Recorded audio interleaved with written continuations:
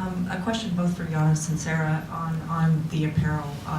Vietnam is already the second largest apparel supplier to the U.S., and China being the top supplier.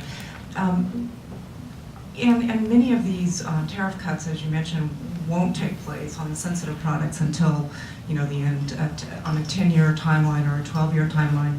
I mean, how quickly do you think more sourcing will move to Vietnam, and is it already moving to Vietnam? And do you feel that Vietnam might even catch up with China as the top supplier at some point? Thanks.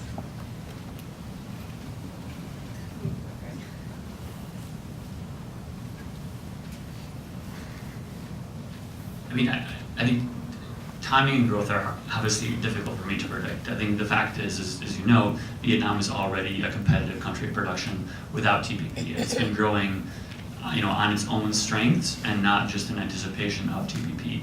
TPP changes the game. I think the extent to which it accelerates because of TPP will depend on when the agreement is approved, when it is implemented, and when the capacity is in place. And not only the capacity, but the capacity in a way is in place in a way that meets all of our compliance standards, right? We want to be very careful that when we do increase sourcing, it's from factories that meet all of our standards on the workplace side as well as on the environmental side. I think it's hard to answer your question because there's another factor, which is the EU FTA. So there's only so much capacity. The EU FTA actually has more liberal rules of origin in terms of accumulation, which actually gives them more fabric options, Korea.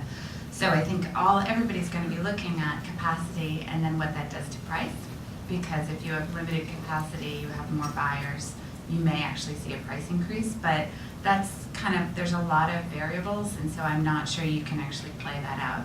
I think what we would say is we see opportunity. All of the suppliers in our value chain are looking at opportunities for global growth, and that's ultimately what we're trying to do through this agreement is provide value and choice to our customers.